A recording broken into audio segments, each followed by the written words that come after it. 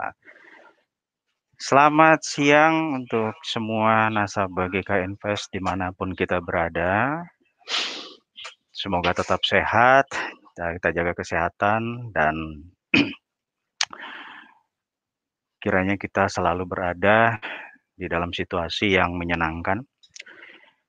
Pada siang hari ini kita bertemu di dalam acara seminar online GK Invest Semarang. Seperti biasa hari Senin kita berjumpa. Dan kebetulan hari ini bersama dengan saya JW Agustinus selaku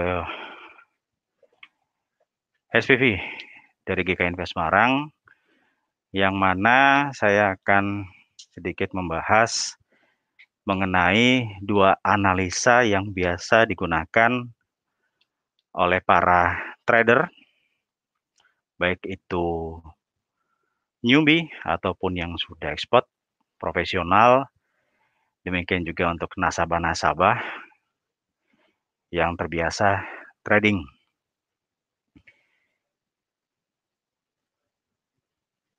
Seminar online ini tujuannya untuk edukasi. Semua keputusan kembali kepada yang menjalankan transaksi. Oke. Sebelumnya saya mau lihat ada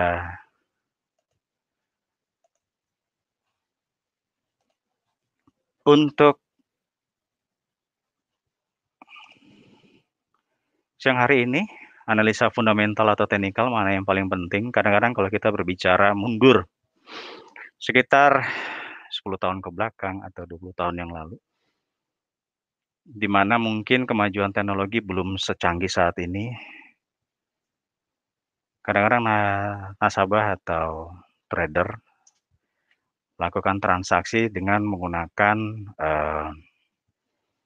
fundamental yang kuat sekali. Ya, karena kalau untuk kita mundur jauh ke belakang itu nasabah itu masih berpusat trading di indeks saham. Dan rata-rata di situ ada gap ya dengan mengandalkan fundamental. Namun sebelum kita bahas itu lebih dahulu, coba kita lihat analisa fundamental mana yang paling penting.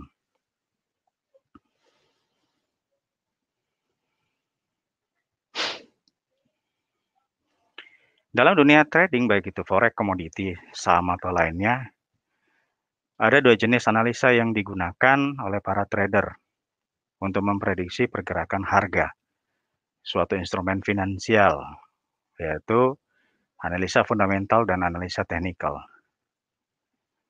di mana Anda dapat memprediksi pergerakan harga secara spesifik, termasuk kapan harus buy atau sell, dengan menggunakan kedua analisa tersebut. Di sini analisa fundamental atau yang biasa kita sebut berita itu ya, digunakan untuk memprediksi pergerakan harga berdasarkan berita atau kondisi ekonomi suatu negara serta sentimen pasar. Tingkat akurasi antara analisa teknikal dan fundamental tidak dapat dihitung. Keduanya memiliki kelebihan dan kekurangan. Ya. Kombinasi antara analisa dan teknikal fundamental bisa memberikan potensi profit yang jauh lebih besar. Jadi di sini kalau kita perhatikan, biasanya seorang trader pemula itu untuk membaca analisa teknikal atau fundamental itu masih seperti seorang anak kecil yang belajar berjalan. Tidak serta-merta langsung dia bisa. Dia butuh waktu. Dan waktu itu sangat berharga. Kalau yang bersangkutan fokus, secara otomatis apa yang dipelajari itu akan menjadi satu kesatuan. Tapi kalau dia tidak fokus, otomatis itu hanya sekedar numpang lewat. Jadi sebelum kita bahas definisi dari kedua metode analisa ini, perlu kita pahami dulu bahwa analisa teknikal Dalam analisa teknikal, trader biasanya hanya berfokus pada alur pergerakan harga yang terdapat pada chart, ya, dan mengabaikan faktor lain di luar dari itu seperti misalnya kondisi ekonomi suatu negara. Biasanya saya bilang bahwa ada seorang trader yang technical minded. Dia hanya melihat pergerakan harga mungkin sebelum market Amerika buka. Jadi ketika market Asia itu bergerak sampai dengan market Eropa atau sebelum market Eropa, dia menggunakan analisa short term atau saya bisa bilang mungkin choppy-choppy, ya, scalping lah. Karena pergerakan harga sebelum market Amerika buka itu cenderung untuk stagnan. Contohnya hari ini tidak ada berita begitu signifikan. Biasanya di hari Senin tidak ada berita begitu signifikan, maka trader memanfaatkan momen untuk mengikuti technical yang ada. Mungkin dapat sekitar 10, 20, 30 poin sehari, atau mungkin di dalam pair emas 1-2 poin diambil. Bahkan kalau malam pun tidak ada pergerakan, ya tinggal kita lihat harganya seperti apa.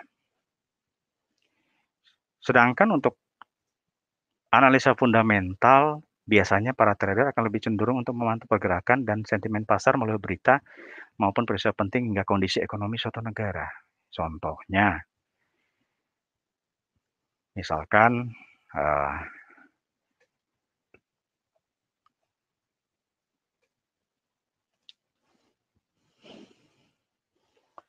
di dalam berita, di dalam analisa fundamental itu ada indikator-indikator ekonomi yang selalu dijadikan patokan. Ya, jadi itu bisa digunakan untuk memprediksi kira-kira harga akan kemana.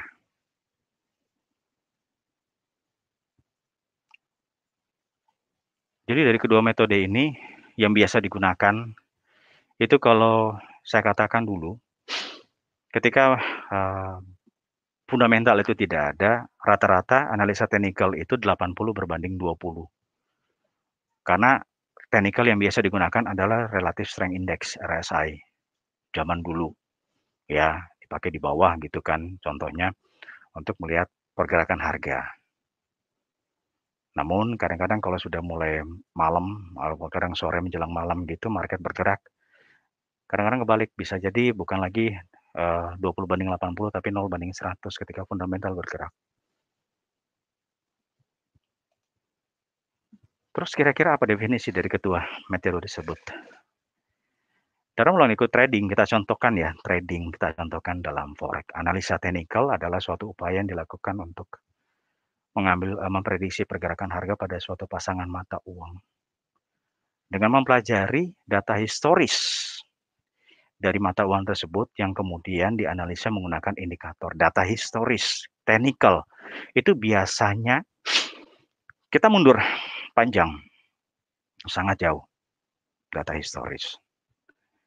Jadi ada mungkin posisi yang belum kejemput, yang masih ditahan khususnya oleh para pemain-pemain besar di luar sana, ya. Mereka menahan satu posisi dan akhirnya mereka menggerakkan pasar juga untuk kembali pada posisi tersebut. Jadi rata-rata analisa itu kebanyakan teknikal kita bisa history. Sedangkan dalam analisa fundamental itu adalah metode untuk menganalisa yang dilakukan oleh suatu pasang uang berdasarkan faktor ekonomi negara dan mata uang tersebut. Ya. Jadi dari penjelasan di atas kita ketahui bahwa kedua hal tersebut punya perbedaan yang cukup signifikan.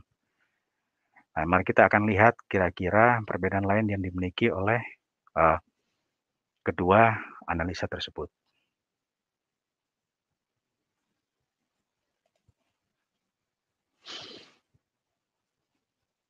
Nah, sini.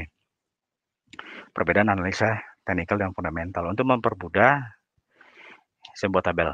Di sini ada analisa fundamental dan teknikal. Yang fundamental butuh waktu untuk memperoleh informasi seperti data ekonomi ataupun rumor terbaru. Ya, trader individual sulit untuk mendapatkan info seperti itu. Kadang-kadang sudah kejadian dulu baru kita dapat. Nah, terus yang kedua bersifat subjektif karena melibatkan pendapat banyak orang. Seorang trader boleh menganggap data ekonomi tertentu baik, tetapi trader lain menilai buruk. Jadi di lantai bursa, kita bilang di lantai itu para trader spot juga tidak punya pola yang sama. Pasti juga ada pertentangan untuk satu posisi. Ada trader buy, pasti juga ada trader sell. Yang ketiga lebih cocok diterapkan untuk jangka menengah dan panjang. Ya, untuk menilai pergerakan harga ini. Karena biasa ini juga kalau saya masuk ke dalam time frame itu biasa main time frame 4 jaman ke atas. Sedangkan untuk analisa teknikal membutuhkan banyak data untuk menunjukkan akurasi prediksi. Keunggulannya bergantung pada kemahiran trader dalam membaca grafik, menerapkan indikator, dan mempraktekkan teknik analisa. Pandai-pandainya kita melihat sinyal kalau teknikal itu. Indikator apapun yang kita gunakan, pandai-pandai kita masuk di pasar juga itu penting. Jadi mental di sini menentukan juga. Dan yang ketiga lebih cocok diterapkan untuk trading jangka pendek maupun jangka panjang. Daripada ke teknikal mungkin bisa kita bicara untuk scalping bisa, mid term, bahkan long term. Ya. Untuk awal kita akan berbicara soal fundamental dulu. Jadi dari hasil perbandingan analisa di atas itu, dari tabel yang sudah kita lihat, kita disimpulkan bahwa pada analisa fundamental, Anda dapat memantau pergerakan harga yang dipengaruhi oleh berbagai faktor penting dari satu negara. Ya, faktor penting satu, itu faktor ekonomi. Kuat atau lemahnya ekonomi suatu negara akan mempengaruhi kebijakan pemerintah di negara tersebut. Hal ini akan memberikan pengaruh yang cukup besar pada penguatan atau pelemahan mata uang di negara tersebut. Contohnya, negara Amerika, ya US dollar itu betul-betul sangat berpengaruh. Ya, bisa satu kali melemahkan, bahkan bisa menguatkan, dan pair yang cross dengan US itu akan luar biasa pergerakannya. Jadi jadwal rilis laporan data ekonomi ini menjadi salah satu laporan yang dapat digunakan trader dalam menentukan posisi beli atau jual dalam trading. Biasanya ini yang kalau kita mau berbicara dari faktor contohnya tadi Amerika itu biasanya malam para trader nasabah itu memperhatikan berita itu muncul. Contohnya itu ya. Jadi dalam analisa fundamental itu kita berbicara banyak sekali faktor dan indikator ekonomi. Jadi tanggal dan waktu ketika laporan tertentu atau indikator yang akan dirilis dijadwalkan terlebih dahulu dan bisa ditemukan dalam kalender ekonomi. Jadi kalender ekonomi merupakan salah satu indikator ekonomi juga yang mana kita bisa melihat kira-kira berita apa aja yang ada di dalam. Ya. Karena itu merupakan tools utama untuk menentukan dampak dari news yang bisa terjadi. Hal ini juga menunjukkan perkiraan para ahli untuk data yang akan diumumkan. Contohnya, ada beberapa contoh yang akan saya ambil di sini adalah bank sentral dan tingkat suku bunga. Yang kedua adalah inflasi. Terus ketiga lapangan kerja. Yang keempat itu penjualan retail. Kelima penjualan rumah. Terus selanjutnya keenam Wall Street Trade Report. Ada balance of payment, BOP, dan trade balance. Ya, kita bahas satu-satu. Kalau bank sentral dan tingkat suku bunga. Karena bank sentral adalah bank yang bertanggung jawab untuk menangani masalah keuangan negara. Maka kebijakan yang dilakukan memiliki dampak yang mendalam pada kurs mata uang. Misalnya untuk meningkatkan nilainya, bank akan membeli mata uang dan menyimpannya dalam cadangan. Untuk mengurangi nilainya, cadangan pun dijual kembali ke market. Itu bank sentral. Ketika peningkatan belanja konsumen diperlukan, bank sentral dapat menurunkan tingkat suku bunga pinjaman yang disediakan untuk bank komersial.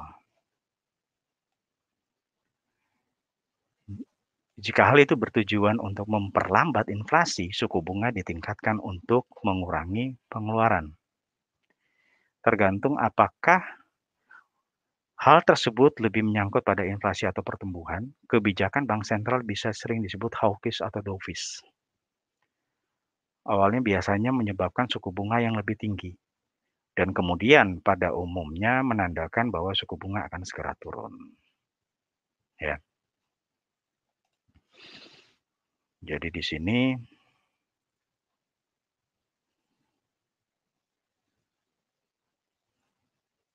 faktor-faktor ekonomi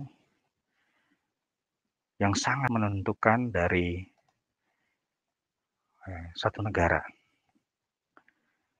Yang kedua, inflasi. Inflasi mengevaluasi seberapa cepat harga barang dan jasa meningkat dan memiliki dampak langsung pada pasokan dan permintaan untuk mata uang sehingga mempengaruhi laju inflasi tersebut. Untuk inflasi sendiri, ada beberapa indikator yang mempengaruhi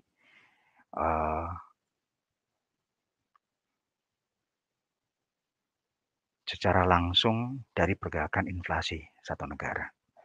Yang pertama adalah GDP atau Gross Domestic Product. Ya, GDP mengevaluasi semua barang dan jasa yang diproduksi selama periode pelaporan.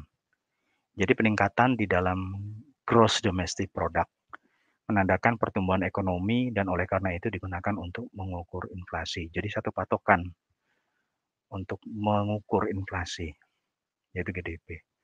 Jadi semua barang dan jasa yang diproduksi selama periode pelaporan itu akan dievaluasi.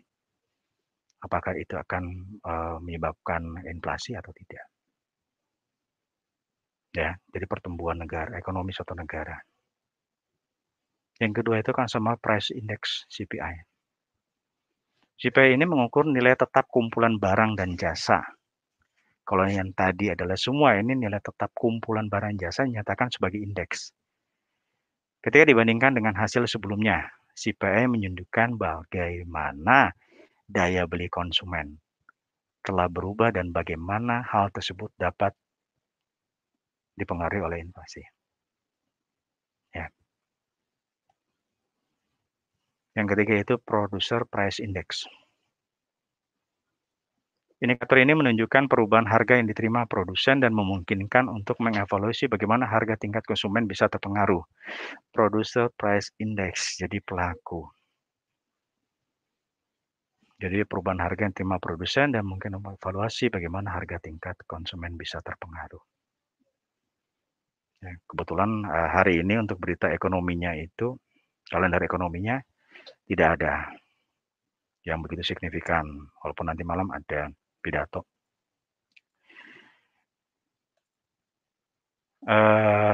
Yang ketiga, lapangan pekerjaan. Lapangan pekerjaan di sini, tingkat lapangan pekerjaan secara langsung mempengaruhi nilai mata uang yang berdampak pada waktu yang akan datang dan pengeluaran saat ini. Jadi peningkatan pengangguran diyakini sebagai tanda bahwa ekonomi semakin melemah, sehingga permintaan untuk mata uang pun jatuh. Lebih kepada mungkin kita bisa lihat untuk negara-negara besar ya, seperti Amerika, mungkin Eropa juga. Jadi itu sangat berpengaruh. Walaupun belakangan ini kadang berbeda jauh kalau kita tarik mundur 10 tahun ke belakang untuk pergerakannya. Jadi tidak terlalu besar dampaknya. Sebaliknya jumlah lapangan kerja yang kuat akan menandakan pertumbuhan ekonomi yang biasanya berarti bahwa permintaan untuk mata uang akan terus meningkat. Untuk menemukan laporan mengenai lapangan kerja yang paling penting dari beberapa negara itu ada beberapa faktor ya yang biasanya mengikuti. Di situ ada non-farm payroll atau di dalam laporan kalender ekonomi biasanya di negara Amerika itu ada US non-farm payroll. Jadi situ penilaian tren lapangan kerja dengan pengecualian pegawai pemerintah ya, jadi organisasi laba dan buruh tani. Ada juga US Unemployment Insurance Initial Claim atau jumlah klaim tunjangan pengangguran yang baru yang mengukur tingkat pengangguran yang baru. Terus ada Labor Force Survey mengukur perubahan tingkat lapangan kerja saat ini. Ini lebih banyak dipakai di Kanada. Ada juga Wage Price Index. Biasanya di Australia dia menunjukkan perubahan upah. Ya, dan ada juga Clayman Change. Dia mengukur perubahan klaim tunjangan pengangguran dari laporan periode yang satu ke periode lainnya. Ekonomi di Inggris. GPP berarti. Ya. Jadi selain itu juga masih ada penjualan retail, indikator sangat penting kan anggaran belanja konsumen penting dari bagian penting dari perekonomian. Ada juga penjualan rumah. Kalau di Indonesia mungkin tidak begitu berpengaruh ya penjualan rumah itu. Tapi di negara-negara besar, contohnya ke Amerika itu sangat berpengaruh. Ada juga Wall Street Trade Report berdasarkan pada survei sekitar 4.500 pedagang grosir yang dilakukan secara bulanan. Jadi secara statistik pada penjualan bulanan, persediaan dan inventaris untuk rasio penjualan. Hal ini menunjukkan ketidakseimbangan dalam pasokan dan permintaan dan bisa membantu untuk memprediksi gross domestic product tiap kuartal. Namun tidak terlalu mempengaruhi market. Ya. Juga ada balance of payment, itu biasanya merangkum semua transaksi untuk jangka waktu tertentu antara warga negara dan bukan penduduk. Ada trade balance juga laporan yang menunjukkan perbedaan antara impor dan ekspor suatu negara dan merupakan bagian penting dalam neraca pembayaran. Jadi kalau defisit terjadi defisit perdagangan berarti bahwa negara mengimpor lebih besar daripada mengekspor. Jadi kalau boleh saya simpulkan di sini, analisa fundamental berbicara tentang studi bagaimana perekonomian negara mempengaruhi nilai mata uang yang terutama melibatkan interpretasi laporan statistik dan indikator ekonomi. Ya. Jadi dari ratusan berita ekonomi dan laporan yang dirilis harian itu memungkinkan hingga pada batas waktu tertentu untuk memprediksi apakah nilai mata uang terapresiasi atau terdepresiasi di kemudian hari. Dan saat pembalikan tren saat ini bisa diharapkan. Ya. Tuh. Kalau kita berbicara dari sisi ekonomi. Faktor ekonomi ya. Ada juga faktor sosial dan politik. Kalau di sini kita lihat perkembangan sosial politik suatu negara juga dapat mempengaruhi fundamental ekonomi meskipun tidak selalu memberikan pengaruh yang cukup signifikan. Tapi kalau kita lihat beberapa minggu kemarin, ya, walaupun terjadi krisis di Timur Tengah, terjadi semacam serangan rudal Israel Palestina dan sebaliknya, tapi cukup berpengaruh ya terhadap berita-berita karena mereka para analis itu memprediksi siapa sih yang di belakang kedua negara ini. Itu. Jadi jangan dipikirkan bahwa oh itu sepele, tapi Timur Tengah itu bisa menjadi satu objek politik yang menggerakkan fundamental dan mempengaruhi pasar. Walaupun Faktor ini cukup sulit diketahui secara pasti karena tidak semua negara terkena dampak pada penilaian tukar mata uang. Namun, hal ini dapat menjadi bantuan untuk para trader agar dapat memahami tren secara global terhadap satu atau beberapa mata uang serta kaitan-kaitannya dengan dinamika ekonomi satu negara. Ya, jadi pada dasarnya analisa fundamental memang lebih meningkatkan siklus ekonomi yang mempengaruhi pergerakan harga dalam jangka waktu menengah maupun panjang. Meskipun begitu, analisa fundamental dapat menjadi jebakan besar. Ingat, garis bawahi dapat menjadi jebakan besar untuk trader saat akan melakukan transaksi. Hal ini dikarenakan analisa fundamental tidak memberikan petunjuk yang pasti kapan tepatnya seorang trader dapat melakukan eksekusi. Ya, lebih tepatnya lagi kalau saya berbicara bahwa ketika ada suatu berita muncul, kita belum tahu apakah ini harga akan naik atau harga akan turun. Semuanya kita berbicara soal follow the trend. Ya, dan reaksi pasar atau pergerakan harga yang terjadi secara tak terduga sering menjadi alasan mengapa trader mengalami kesulitan atau kebingungan salah menentukan posisi pasar yang tepat. Itu saya bilang. Ya.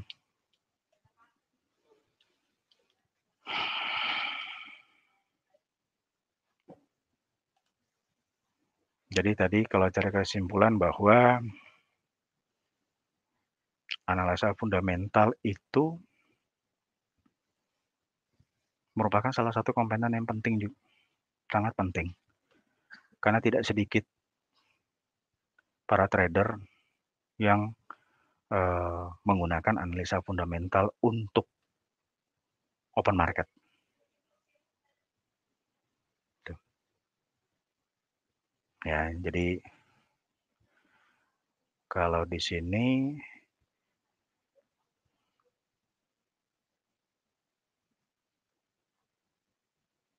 untuk analisa teknikal sendiri,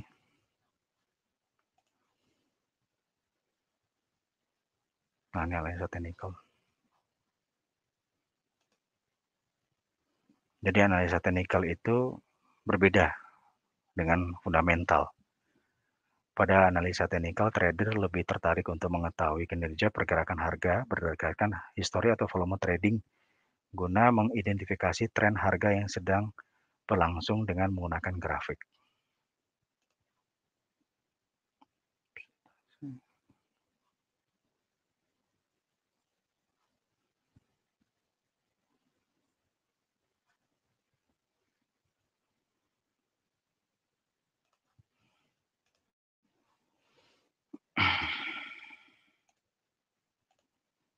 Nah, tren atau grafik.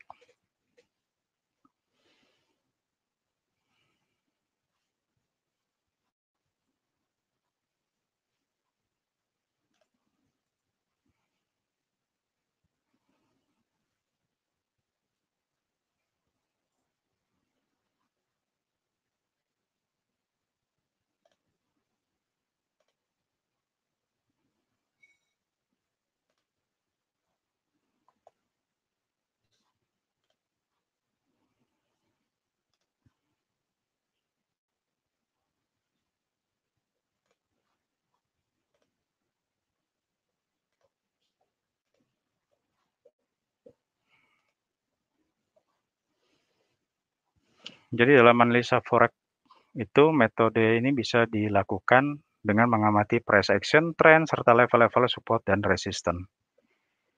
Cukup bertentangan dengan fundamental, bahkan saya bilang ya tidak sebagai kayak dua mata uang yang berbeda gitu ya.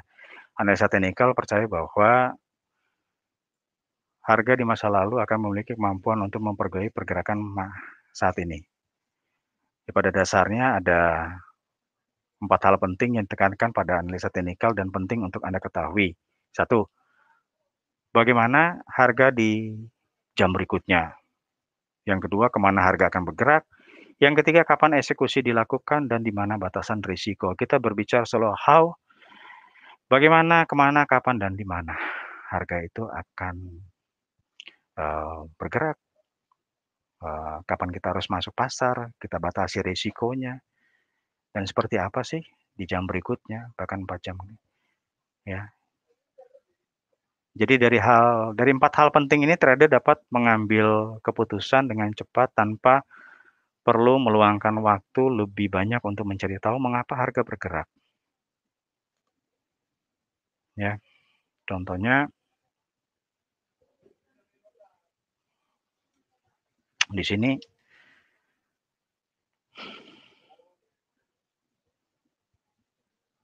saya mengambil contoh mungkin pergerakan harga SAU. Ya, di sini ada time frame 1 jam, 4 jam untuk jangka menengah, bahkan juga ada 1 menit, 5 menit, 15 menit untuk scalping, 30 kadang sebagai acuan untuk scalping maupun untuk menengah dan jangka panjang. Ada daily, weekly, monthly. Sedangkan kalau kita lihat dari sisi daily, itu kita bisa lihat pergerakan harganya dia itu seperti apa. Jadi secara teknikal kalau kita bilang bahwa harga emas saat ini dia ada dua double bottom yang cukup kuat yang membuat pergerakan harga ini terus naik. Believe or not, percaya atau tidak, mungkin juga dibantu dengan berita-berita fundamental yang cukup kuat. Sampai dengan hari ini ada di kisaran 1882,840. 1882. Tidak menutup kemungkinan 1958 itu bisa kena, bahkan angka nih, kalau kita bicara secara teknikal. Tapi jangan lupa biasanya berpengaruh juga untuk dari sisi fundamentalnya. Ya, karena banyak harga yang belum ketahan di sini akan mencoba ketika dia break dari 2000, dia mencoba naik berapa kali ini, bahkan ketahan, tetap break low, sampai akhirnya ada double bottom di sini. Dan double bottom ini sangat, saya bilang cukup krusial juga. Dan itu yang harus diperhatikan. Sebenarnya sebelum di situ ada, bentar, terus,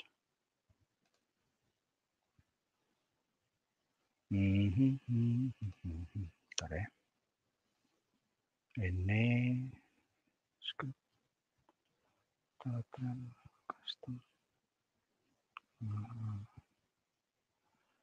objek.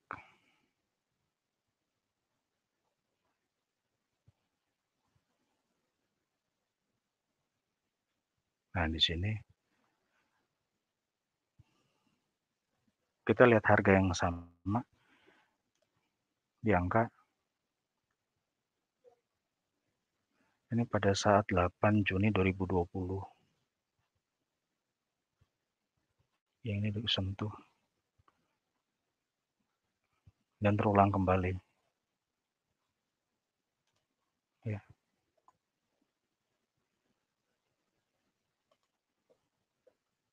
Jadi secara garis besarnya dari harga itu secara teknikal banyak sekali kan faktor-faktor yang dilihat untuk tren-trennya seperti apa, indikator, level support, resistance, semuanya itu perlu kita pelajari. Meskipun Anda dapat dengan cepat mengambil keputusan dengan analisa ini, akurasi rata-rata dan analisa teknikal itu berkisar seperti 60-70%. Sehingga buka ruang untuk error yang mengakibatkan jadi kerugian. Masalahnya, tidak banyak trader yang menyadari hal tersebut dan menganggap analisa teknikal yang diterapkan dalam strategi trading pasti akan memberi keuntungan. Kalau berbicara soal trading, saya pikir keuntungan itu tujuan memang, tetapi yang harus kita pikir sekarang adalah gimana membatasi resiko. Manajemen modal seperti apa, risiko, ya. Karena trader itu tetap membutuhkan manajemen modal dan risiko untuk memperbesar tingkat kesuksesan dari analisa teknikal yang digunakan. Karena analisa ini hanya memprediksi pergerakan harga dari yang sudah terjadi dan mengabaikan apa yang sedang terjadi di pasar saat ini. Artinya mungkin histori yang lama itu cukup kuat mempengaruhi pergerakan market saat ini. Tapi apakah secara fundamental kejadian saat itu sama dengan kejadian saat ini? Itu yang perlu dipahami. Ya. Jadi dalam trading, analisa teknikal dapat diibaratkan sebagai perlengkapan yang kita butuhkan sebelum menjalani hutan belantara. Ya, seperti hutan yang tidak bisa ditebak. Pasar pun sama, kita tidak bisa memprediksi harga hari ini akan kemana. Ya, akan dibuka di harga berapa, akan ditutup di harga berapa. Seperti orang jualan di pasar saja. Tidak akan tahu berapa harga cabai hari ini, berapa kebutuhan pokok hari ini, tidak akan ada yang tahu. Tapi yang mereka lakukan adalah jual beli seperti biasa. Memang berbeda. Secara konvensional dan future itu berjaga. Tapi yang harus kita pahami di sini adalah kalau kita tidak menetapkan batasan risiko akan kerugian besar. Ya, karena apapun bisa terjadi karena besarnya volume perdagangan dan banyaknya trader yang aktif di pasar. Oleh karena itu, analisa teknikal dapat menjadi alat bantu sekaligus pemandu untuk Anda dalam memperkirakan pergerakan harga pasar. Sama halnya dengan kompas. Ketika kita tersesat, kita buka kompas kita, dia akan menunjukkan arah. Kecuali kompasnya juga rusak, is very trouble, jadi bubar.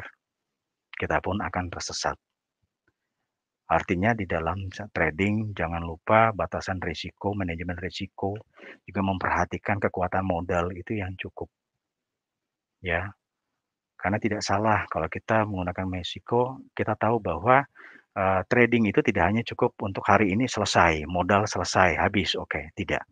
Masih ada hari esok. Dalam satu hari ada 24 jam, kita bisa menggunakan time frame yang kita pilih, ya, dengan menggunakan batas risiko yang ada. Jadi dalam analisa teknikal ada banyak indikator yang penting yang berfungsi untuk memberitahukan kapan waktu yang tepat untuk melakukan transaksi. Indikator-indikator teknikal tersebut menjadi perlengkapan yang dapat Anda gunakan di pasar. Indikator, kalau kita bicara indikator,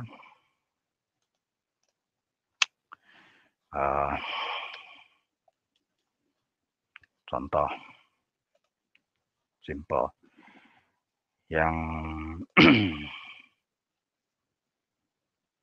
nih, indikator banyak di sini.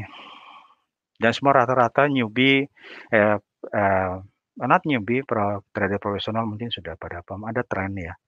Tren di sini banyak. Ya, tapi biasanya yang familiar itu ada Bollinger Bands.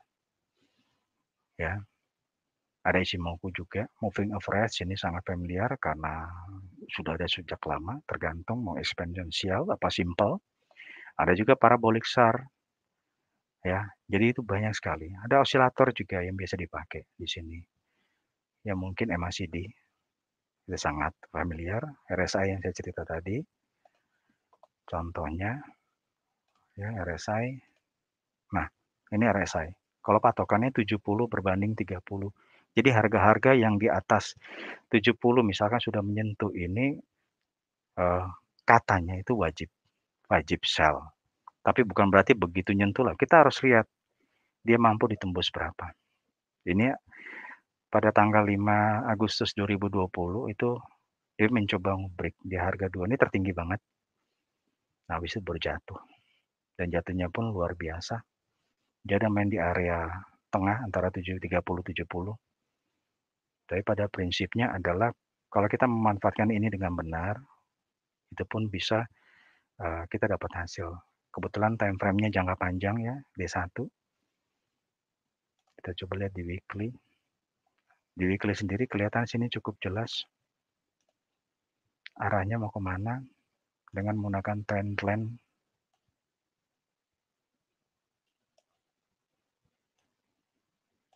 Cukup jelas. Kita lihat di sini. Ini namanya biasa dipakai ya, trendline ini. Jadi sampai sekarang banyak trader yang masih menggunakan indikator-indikator yang simple untuk membaca pergerakan harga. Artinya ada kemungkinan dia bisa juga break harga tertinggi sebelumnya. Tinggal kita lihat itu kapan. Kita bicara soal waktu. Itu indikator. Ini RSI tadi saya kasih contoh. Ya. Ada juga stokastik yang biasa familiar. Ya. Ini stokastik. Nih, kalau weekly seperti ini, kalau dilihat memang dia sudah sangat tinggi di atas, tapi masih kebuka. Masih banyak yang menggunakan, tapi tidak sedikit juga yang sudah ditinggalkan. Ya. Cuma apakah ini bisa dipakai untuk misalkan 15 menit, dilihat bisa atau tidak. Konfirmasinya bisa. Tanggal 19 Mei 2021, di sini harga RSI sudah di atas 77% dan konfirmasi dia turun. Triple top malah di sini. 1, 2, 3, jatuh. Masih bisa digunakan. Asal kita pintar dalam memanfaatkan situasi dan pintar untuk membaca pergerakannya. Ya, jadi analisa fundamental maupun analisa teknikal itu saya pikir dua hal yang bisa digunakan secara bersamaan. Ya. Jadi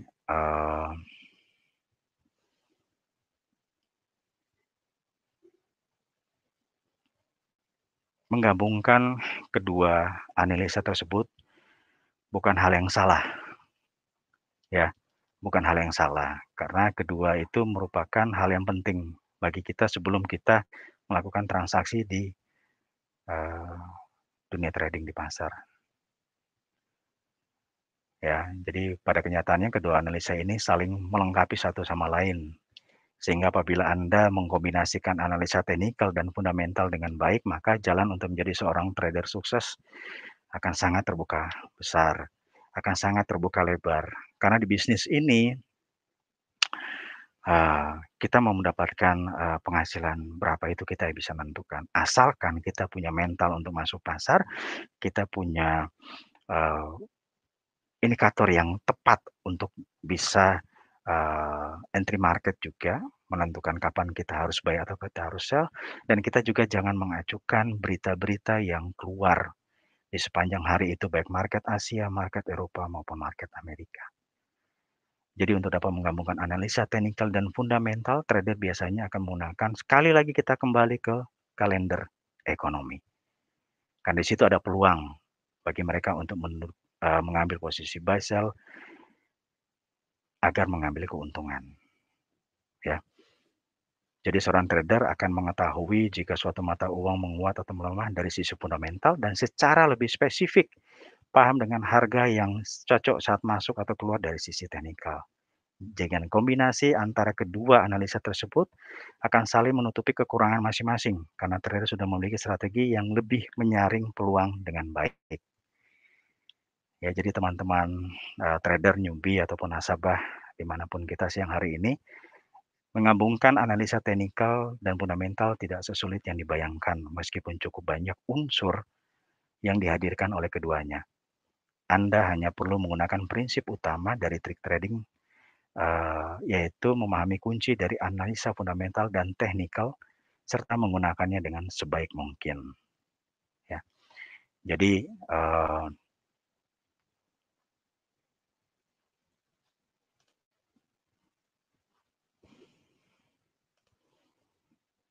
pada siang hari ini, untuk fundamental atau teknikal mana yang lebih penting?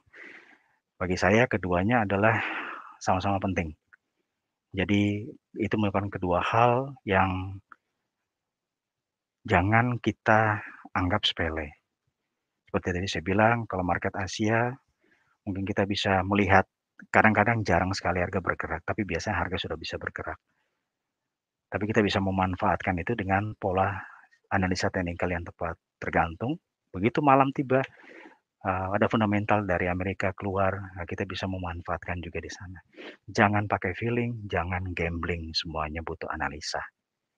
Demikian dulu dari saya saat siang hari ini. Kiranya ini bermanfaat buat kita semua. Sekali lagi ini hanya edukasi, keputusan kembali kepada kita semua yang menjalankan. Terima kasih, selamat siang, tetap jaga kesehatan, Tuhan memberkati.